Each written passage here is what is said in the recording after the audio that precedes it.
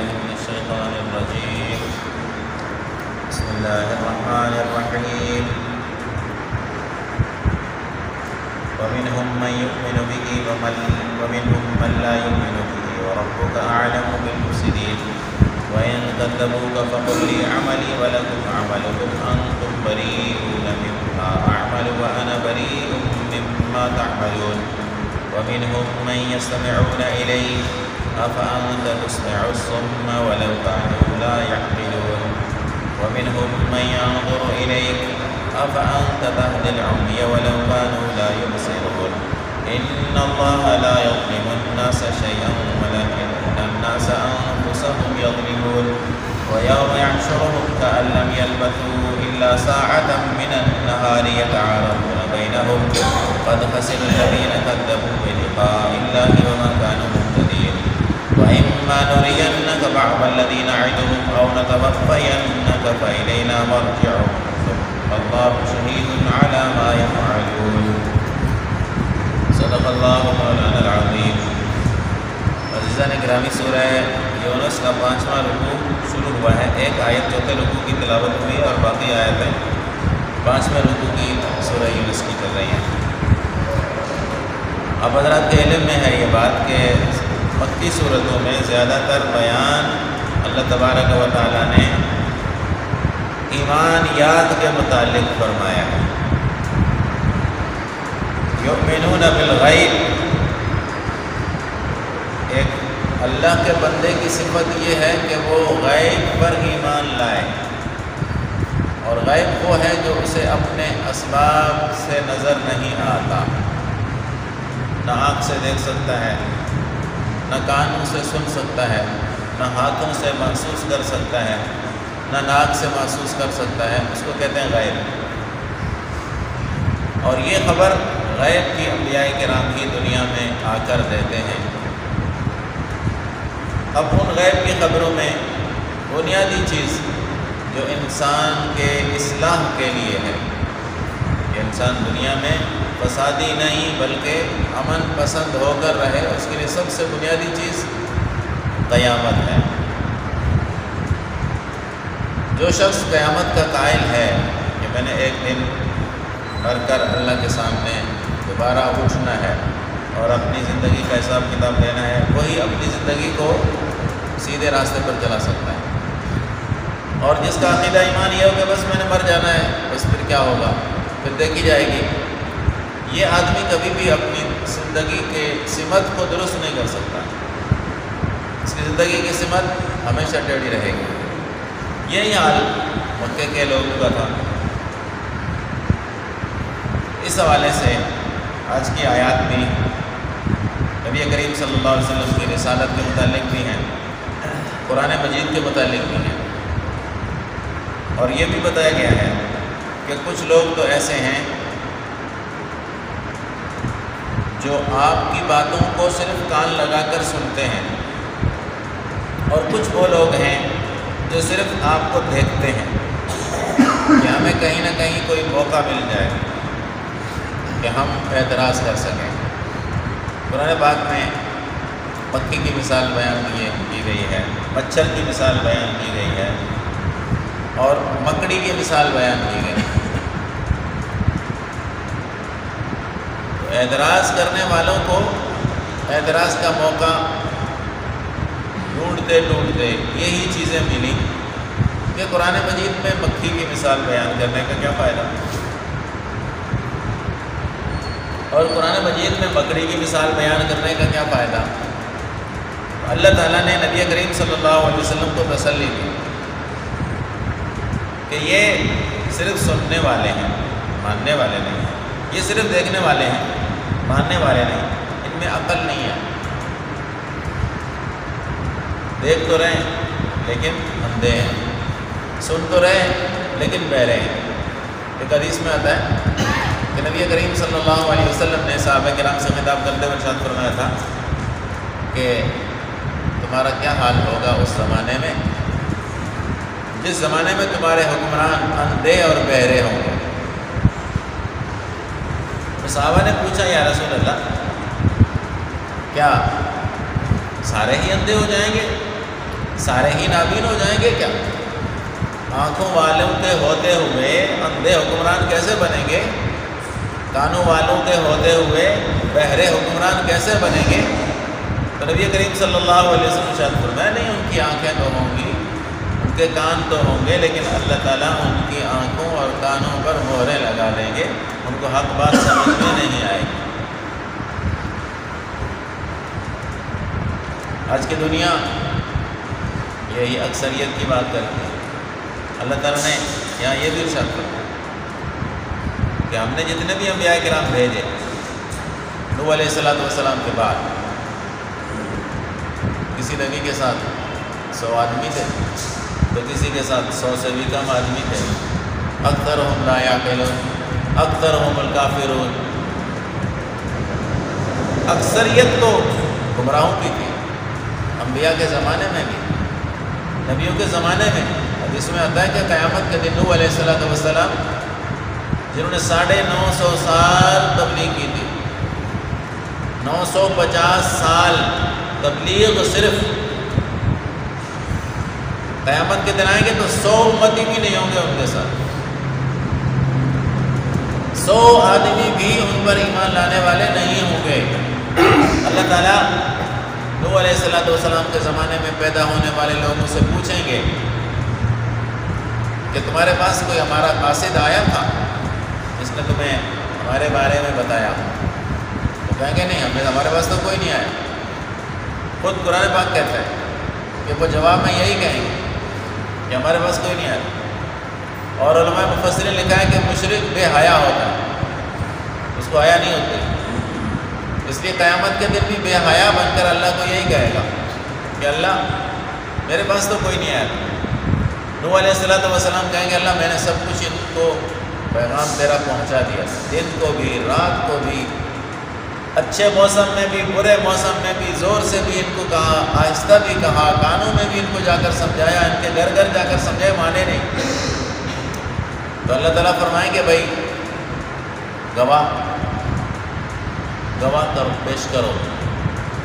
تو نوح علیہ السلام کہیں گے اللہ میری گواہی دینے والے امت محمدیہ ہیں، محمد صلی اللہ علیہ وسلم کے امتیوں سے پوچھا جائے کہ میں نے تبلیغ کا حق ادا کیا تھا کہ نہیں۔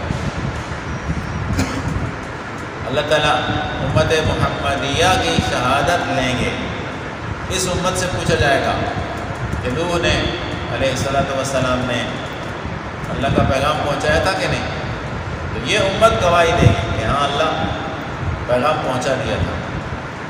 تو نوح علیہ السلام کی قوم کہے گی کہ اللہ یہ تو ہمارے بعد آئے ہیں، یہ تو ہمارے زمانے میں تھوڑی تھے، یہ تو صدیاں بعد ہم سے پیدا ہوئے، یہ ہمارے بارے میں کیسے گواہی دے رہے ہیں؟ امت محمدیہ پر جرا ہوگی، تو امت محمدیہ دوبارہ پھر گواہی دیتے ہوئے اللہ کے دربار میں یہ عرض کرے گی کہ اللہ تو نے کتاب بھیجی تھی، تو نے قرآن پاک ہمارے پاس بھیجا تھا کہ نوح علیہ السلام نے تبلیغ کا حق ادا کر دیا۔ ہم نے اگر وہ کتاب تیری تھی اور وہ کتاب سچی تھی تو پھر اللہ ہم نے اس کتاب میں یہ پڑھا ہے کہ نوح علیہ السلام نے اپنی پوری قوم پر پوری محنت کی۔ یہ امت گواہ ہے۔ وَكَذَلِكَ جَعَلْنَاكُمْ أُمَّةً وَسَطًا لِتَكُونُوا شُهَدَاءَ عَلَى النَّاسِ وَيَكُونَ الرَّسُولُ شَهِيدًا عَلَيْكُمْ۔ پھر نبی کریم صلی اللہ علیہ وسلم گواہی دیں گے کہ ہاں میری امت سچ کہہ رہی ہے۔ تو بات یہ کی جاتی ہے کہ یہ اکثریت تو ہر زمانے میں گمراہ لوگوں کی رہی ہے۔ انبیاء کے دور میں بھی اکثر تو گمراہ تھے، اب مکی دور میں بھی یہی حال تھا کہ نبی کریم صلی اللہ علیہ وسلم کے ساتھ گنے چنے لوگ تھے، چند لوگ تھے، اور اعتراض کرنے والے اور نہ ماننے والے زیادہ تھے۔ اب اللہ نے نبی کریم صلی اللہ علیہ وسلم کو تسلی بھی دی ہے کہ بھائی یہ اندھے ہیں، یہ بہرے ہیں، آپ ان کو سنا کر کیا کر سکتے ہیں؟ اعتراض کی نیت سے سنتے ہیں، سننے کی نیت اور دل کھول کر بات سننے کی نیت ان کی ہے نہیں، ان کی نیت ہے ہی اعتراض کرنے کی۔ مذہب پر، دین اسلام پر جب کوئی اعتراض کرنے کے لیے بیٹھے تو کئی اعتراض کر سکتا ہے، عائشہ صدیقہ رضی اللہ تعالیٰ عنہ، ان سے کچھ عورتوں نے آ کر مسئلہ پوچھا کہ عورت کے جب ایام ہوتے ہیں، مجبوری کے دن ہوتے ہیں، ان دنوں میں عورت نماز نہیں پڑھتی اور روزے بھی نہیں رکھ سکتی، کیوں اسے روزے کی قضا کا حکم دیا جاتا ہے کہ وہ روزے تو قضا کرے گی، نمازوں کے قضا کا اس کو حکم کیوں نہیں دیا گیا؟ نمازیں معاف ہو جاتی ہیں، عورت کے ایام کی نمازیں معاف ہیں، روزے قضا کرنے ہوں گے۔ تو عائشہ صدیقہ رضی اللہ تعالیٰ عنہ نے جواب میں فرمایا کہ ہمیں حکم دیا جاتا تھا، حکم دیا گیا تھا کہ نمازوں کی قضا نہیں ہے اور روزوں کی قضا ہے، یہ جواب دیا۔ اب یہ جواب عقل کے مطابق تو نہیں ہے، کیونکہ سوال پوچھا گیا تھا کہ ہمیں سمجھاؤ کہ کیوں۔ عائشہ نے جواب کیا دیا کہ ہمیں حکم یہی ملا ہے، اللہ کے نبی کا ہمیں حکم یہی ملا تھا کہ نماز قضا نہیں کرنی، روزے قضا کرنے۔ یہ سمجھا دی بات کہ اصل چیز ہمارے دین میں اللہ کے اور رسول کے حکم ماننے کا نام ہے، چاہے تمہاری کھوپڑی مانے یا نہ مانے، تمہاری عقل مانے یا نہ مانے، جب اللہ کا حکم ہے تو کرنا ہے، اللہ کا حکم ہے کہ نہ کرو تو وہ عمل نہیں کرنا۔ رسول اللہ صلی اللہ علیہ وسلم کو یہ تسلی دی گئی۔ اس کے بعد والی آیت میں اللہ نے یہ فرمایا کہ ایک دن انہوں نے اللہ کے ہاں پہنچ کر حاضر ہونا ہے، اور جب یہ حاضر ہوں گے نا تو اس وقت ان کے ذہن میں یہ بات آئے گی، آنکھیں کھلے گی، اور اس وقت یہ ایک دوسرے کو دیکھ کر پہچان بھی رہے ہوں گے، لیکن ان کے ذہن میں یہ بات آئے گی کہ ہم نے تو کچھ گھڑیاں گزاری ہیں دنیا میں یا قبر میں۔ قبر کی زندگی بھی بعض لوگوں کی بہت لمبی ہوئے، آدم علیہ السلام کے زمانے سے جو لوگ مٹی میں چلے گئے ہیں ان کی تو بہت لمبی زندگی قبر میں گزری ہے، لیکن محشر کے میدان میں جب پہنچیں گے تو وہ کہیں گے، سمجھیں گے کہ ہم نے تو کچھ گھڑیاں گزاری تھیں، کیونکہ محشر کا دن ایک دن 50,000 سال کا ہوگا۔ اب اس دن کے مقابلے میں دنیا کی چند ہزار سالوں کی زندگی یا چند 100 سال کی زندگی حقیر اور چھوٹی محسوس ہوگی، قبر کی بھی زندگی حقیر اور محسوس ہوگی۔ اچھا، اللہ فرما رہے ہیں کہ اس وقت سوچیں گے، آنکھیں کھلیں گی کہ ہم نے اللہ سے ملنے، اللہ کے سامنے حاضری کو کیوں جھٹلا دیا تھا، کیوں ہم نہیں مانتے تھے۔ آنکھیں اس وقت کھلیں گی، ہوش اس وقت آئے گا۔ ایک مریض کا جب ڈاکٹر آپریشن کرتے ہیں، اسے بے ہوش کر کے اس کی ٹانگ کاٹ دیتے ہیں، اس کو پتہ چلتا ہے کہ میری ٹانگ کٹ گئی۔ جب ہوش میں آتا ہے تو دیکھتا ہے کہ میری ٹانگ کٹ چکی ہے۔ بے ہوشی میں کچھ پتہ نہیں چلتا کہ نشہ چڑھا ہوا تھا، اس کو بے ہوشی کی دوا دی ہوئی تھی۔ تو دنیا میں بھی انسان جو اپنے نقصان کر رہا ہے نا، یہ دنیا کے نشے میں کر رہا ہے۔ دنیا کی چمک دمک نے اسے بے حس کر دیا ہوا ہے، اس کے احساسات ختم ہو گئے، یہ سوچتا ہی نہیں ہے کہ میں نے ایک دن اللہ کے سامنے حاضر ہوں۔ تو اللہ فرما رہے ہیں کہ اس وقت ان کی آنکھیں کھلے گی جب ہوش میں آئیں گے، پتہ لگے گا۔ ویسے مکے کے مشرکوں کو قرآن مجید میں، یہ تاجر لوگ تھے، تجارت کرتے تھے، شام کی طرف ان کے سفر ہوتے تھے، عراق کی طرف ان کے سفر ہوتے تھے۔ ہجر، قوم سمود، لوط علیہ السلام کا علاقہ، شعیب علیہ السلام کے علاقے، انہوں نے اپنی آنکھوں سے دیکھے ہوئے تھے، راستے پر تھے۔ اور یہ شام میں بیٹھ کر، شام کے وقت جب خوش گپیاں کرتے تھے آپس میں، تو ان قوموں کے حالات تاریخی طور پہ جو نقل ہوتے ہوئے آ رہے تھے، وہ آپس میں بیٹھ کر ایک دوسرے کو سناتے تھے کہ فلان بادشاہ کے دور میں ایک نبی آیا، فلان بادشاہ کے دور میں ایک پیغمبر آیا، اس نے لوگوں کو سمجھایا، لوگوں نے بات نہیں مانی، اللہ نے ان پر عذاب بھیجا، اللہ کی طرف سے ان پر مسلط کی گئی چیزیں، اور وہ لوگ قحطوں میں مبتلا ہوئے، بھوک پیاس کے عذاب میں مبتلا ہوئے، بالآخر دنیا سے چلے گئے۔ یہ واقعات خود ان کے زبان زد عوام تھے، انہوں نے وہ علاقے اپنی آنکھوں سے دیکھے ہوئے تھے جن علاقوں پر اللہ کی طرف سے عذاب آیا تھا، بستیوں کی بستیاں اجڑ گئی تھی، آنکھوں سے دیکھے ہوئے ان کے زبان پر چلتے ہوئے واقعات تھے۔ اللہ نے ان کو چیلنج دیا تھا کہ دیکھو یہ لوگ بھی اپنی خر بستیوں میں اور دنیا کے نشے میں دھت ہو کر اللہ کے نبیوں کو ٹھکراتے رہے، اللہ کے نبیوں کو نہیں مانا اور اللہ کے نبیوں کی باتوں کو مذاق سمجھا کہ ان کی سمجھ میں نہیں آ رہی تھی یہ چیز۔ اپنی سمجھ میں جب چیز نہ آئے، اپنی عقل کے دروازے جب انسان بند کر دے، دل کے دروازے جب بند کر دے تو بات سمجھ میں نہیں آتی، تو ان کو سمجھ میں نہیں آئی بات، لیکن اللہ نے ان پر اپنے عذاب بھیج کر ان سب کو سبق سکھا دیا اور بعد میں آنے والوں کے لیے ان کو عبرت کا نشان بنا دیا، جاؤ دیکھو ان کو۔ اچھا، پھر اس کے بعد اگلی والی آیت میں اللہ تعالیٰ نے نبی کریم صلی اللہ علیہ وسلم کو یہ بھی ارشاد فرمایا کہ یہ لوگ تنزن کہتے تھے حضور کو، اچھا بھائی اگر ہم نہیں مان رہے تو عذاب آئے گا نا، ہم نہیں مان رہے تو ہم پر اللہ کا عذاب آئے گا، کب آئے گا ذرا بتا دو، کب آئے گا، ہم تیاری کر لیتے ہیں، عذاب کب آئے گا یہ بتا دو ہمیں۔ باقاعدہ تنزن، اب قانون خدا کا یہ ہے کہ جب تک پیغمبر موجود ہو تب تک وہ عذاب نہیں آتا، یا تو پیغمبر وہاں سے نکل جائے، علاقہ چھوڑ جائے، یا پیغمبر دنیا سے چلا جائے۔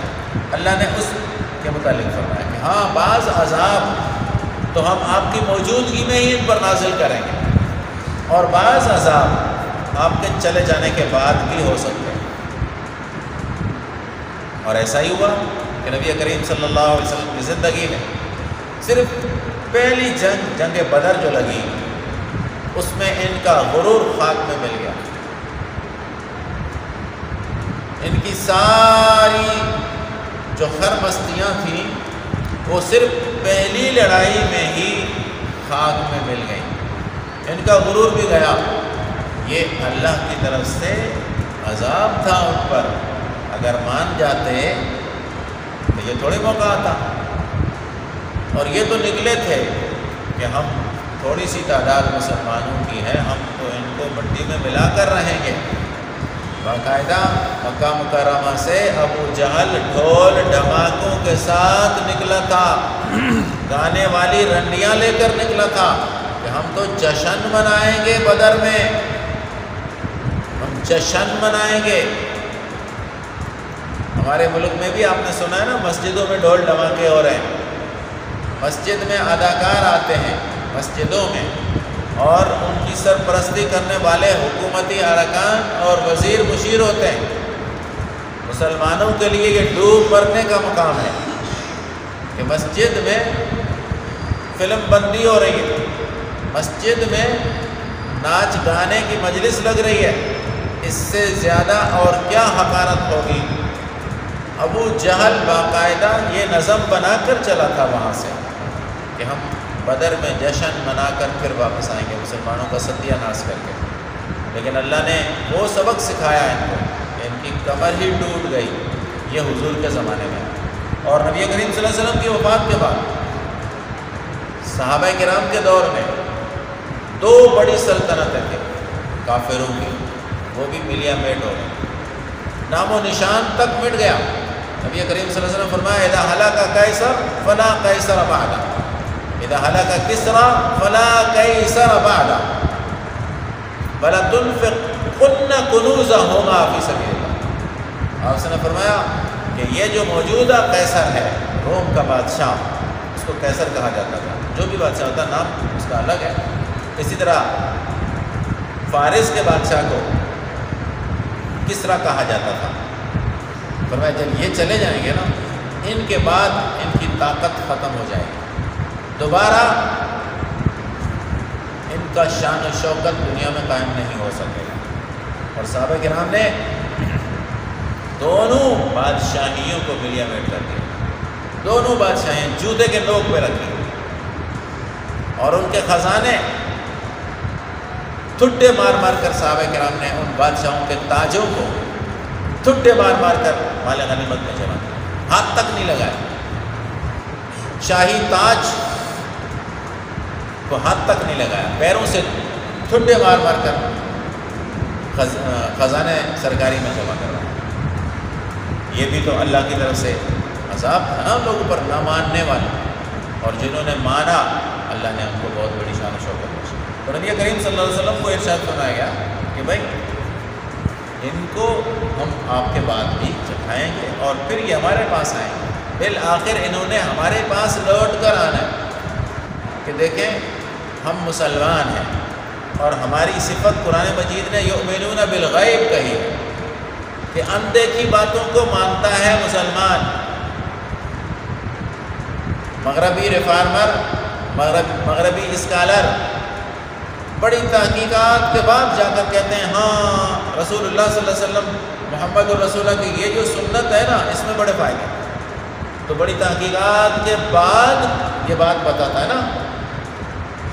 لیکن مسلمان 14 صدیاں پہلے ہی اس بات کو مان چکا تھا کہ ہمارے آقا صلی اللہ علیہ وسلم جو فرمایا، جو کیا وہ سب نور ہے، وہ سب کا سب ہدایت ہے، اس میں ہمارا ہی فائدہ ہے۔ مسلمان کے ایمان کی شان تو یہ ہے کہ وہ بن دیکھے مانتا ہے۔ ہم قیامت کو مانتے تو ہیں، قیامت تو آئے گی، حدیثوں میں آتا ہے کہ قیامت جب قائم ہوگی تو انسان غافل ہوں گے، بہت بڑا ساقہ، ایک بہت بڑا دھماکہ، لیکن لوگ بالکل غافل ہوں گے، کوئی توجہ بھی اس طرف نہیں ہوگی کسی کی کہ اچانک سے سورہ اسرافیل شروع ہو جائے گا۔ جس طرح انسان کی چھوٹی قیامت یعنی موت کا وقت اس کو نہیں بتایا گیا کہ کب مرو گے، یہ وقت نہیں بتایا گیا، کسی کو بھی نہیں معلوم کہ میں کب مروں گا۔ اسی طرح قیامت آئے گی، جس طرح موت اچانک آتی ہے، یہ بھی قیامت ہے۔ ہر انسان کی اپنی قیامت قائم ہو جاتی ہے مرنے کے بعد۔ موت بلا بتائے آتی ہے اور بلا پیشگی خبر دیے آتی ہے، اسی طرح قیامت بھی بلا پیشگی تیاری کے آئے گی، کوئی خبر نہیں ہوگی کسی کو، اچانک سے دھماکہ ہوگا۔ تو مسلمان اگر اس بات کا اعتقاد پختہ رکھتا ہے کہ میں نے اللہ کے سامنے حاضر ہونا ہے، میں نے اپنی زندگی حساب کتاب دینی، تو وہ کبھی بے راہ روی اختیار نہیں کرے گا۔ لیکن نشہ چڑھ جاتا ہے، وہ دنیا کی زیب و زینت کا نشہ ہے، اور بے ہوشی میں ٹانگ کٹ گئی پتہ نہیں چلتا، اللہ کی نافرمانی کر دی پتہ ہی نہیں لگا، بلکہ 24 گھنٹے اللہ کی نافرمانی میں وقت گزر رہا ہے، وہ نشہ چڑھا ہوا۔